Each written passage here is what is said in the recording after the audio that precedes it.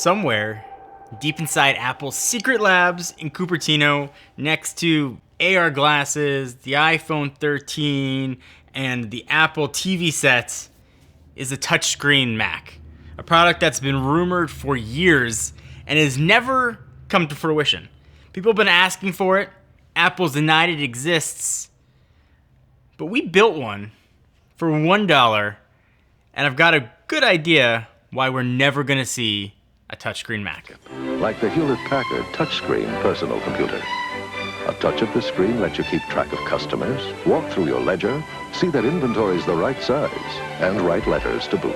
Ever since the 1980s, when people started getting computers in their houses, there's been clamoring for touchscreen computers. And while the mouse and a GUI works well, theoretically just using your pointer stick to touch what you want to open makes a lot of sense. And we've seen touchscreens in various iterations, actually still dating back to the 80s. And the touch experience on computers was super bad. You could put the blame at drivers not being ready or supporting all the touch, no multi-touch support, poor app support. Things just weren't meant to work with touch, and it was very clear it was something that was hacked on to the operating system. So touchscreen was kind of in the zeitgeist. People were interested in it. But then the iPhone came in 2007. We saw different versions in subsequent years. And the idea of touch came back into consumers' minds. If I can touch my phone and later my tablet, it would make sense that I would want to, use my meat digit to touch my computer as well. And then Microsoft came out with Windows 8. Well, Windows 8 may not have been a commercial success. I think it did mark the first time, though, that touch was actually used as a primary selling point for an operating system. And certainly it iterated and it got better. So we got to Windows 10, and now you've got pretty much every major manufacturer, MSI, Razer, even Microsoft themselves, making touchscreen computers in one form or another.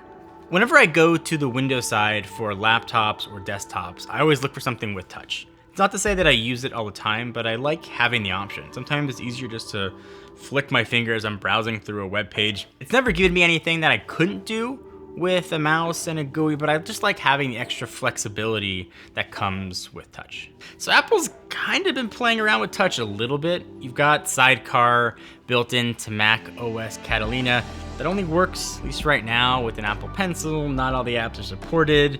You get like touch-ish with it. Apple clearly has no plans to ever build a touchscreen computer. So we thought we'd build one ourselves.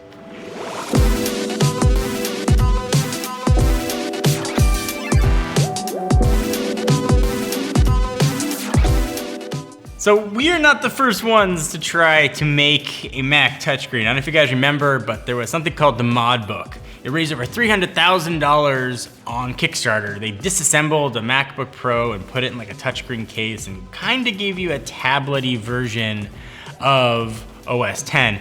There's also the Air Bar. It's a $100 little thing you put at the base of your screen and it kind of turns it into a touchscreen. All those were kind of third-party off-the-shelf stuff.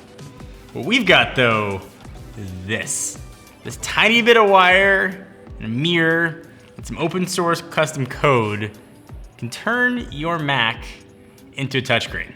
And we came across some open source software that was developed by a bunch of students, most of which went to MIT. Essentially all you need to make their software work, again, a wire and a mirror and the iSight camera built into your Mac. So all this setup does is essentially make the iSight camera look down. And the custom software that you run registers when your finger is actually touching the screen. And then it can map that to certain motions that you would do when just using an operating system. This is like the epitome of like a hacky type thing. It doesn't work that well. We did though get in touch with the developers and we worked with them. And they actually pushed out a few updates to sort of make this work better. So it is getting better, it is improving, and they are sort of putting some dev support behind it. We'll link to it down below if you guys do want to download it and try it out. So after going through and building our mirror and wire hack, we wanted to go a step further and see if there was another way to make the Mac touchscreen. So we used VMware Player and we created a virtual environment inside of a touchscreen PC. Now the jokes have been made that the Huawei MateBook looks like a MacBook anyway, so kind of just took that to the next level. And check it out. All right, so it's running here on the MateBook in a virtual environment. We've full screened it, so It does look like Mac OS X. Let's check it out. So I'm thinking about this Mac. I mean, it works as a touchscreen. Essentially, it's turning my finger into what would be a mouse. It's not entirely the most accurate thing in the world, but things do generally work. I mean, I can open up Safari. I can move icons around. Go to apple.com. So I wish I could scroll like this, but I gotta kind of grab the menu bar on the side, and then I can do a bit of scrolling. It works. Clearly not the intended way of interacting with the operating system. There are some people who say, for whatever reason, maybe just curiosity, you have a little work in designing a phone going on at Apple. The various rumor sites have said that. Apple's greatest successes have not been in the Fortune 500. It's not clear the endurance of those things. It's not clear that when an industry gets more and more competitive, that there's room for a lot of hands in the till. So we all know how that played out. Apple's been known to lie about products that they're developing. And Apple executives have been saying for years they are not working on a touchscreen Mac. The touch bar is as touchy as you can get with OS X. This time though, I tend to believe them. So what Apple has admitted though is that they have made touchscreen Macs and they've tested them, and their execs have even talked about them. So Johnny Ive in his beautiful British accent said it wasn't particularly useful.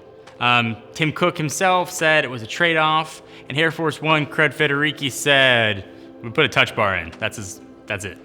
Look at the touch bar. So you can love the touch bar, you can hate the touch bar. Scratch that. I don't know anybody who loves the touch bar. You can tolerate the touch bar, or you can hate the touch bar.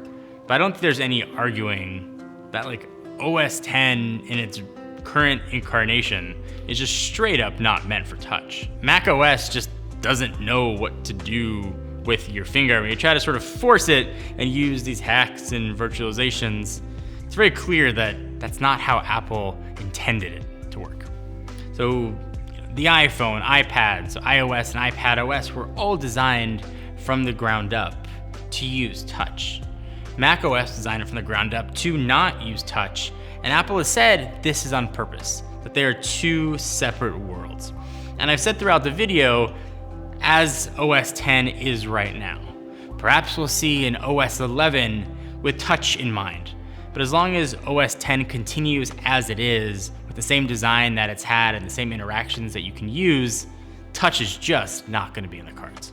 So these sort of dual paths that Apple is on, as much as I would like them to converge, I don't think they will. Apple's obviously going to continue developing iOS and iPadOS, and they're going to continue developing the Mac side. The Mac line is still super important to them, and new things are coming on the Mac line. You've got alleged ARM support. You've got, iPadOS apps coming to the Mac, but those two are going to stay, I think, very distinct.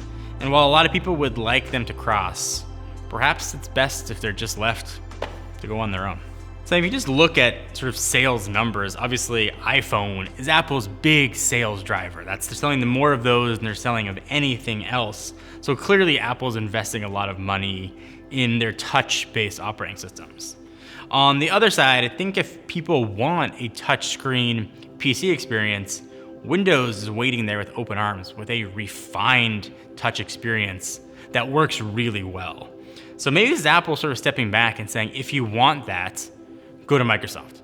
If you want what we have, if you want the OS X experience and you want our apps and our ecosystem, or you want to edit with our software, we're going to give you the best experience for that. And that's still using your mouse and keyboard.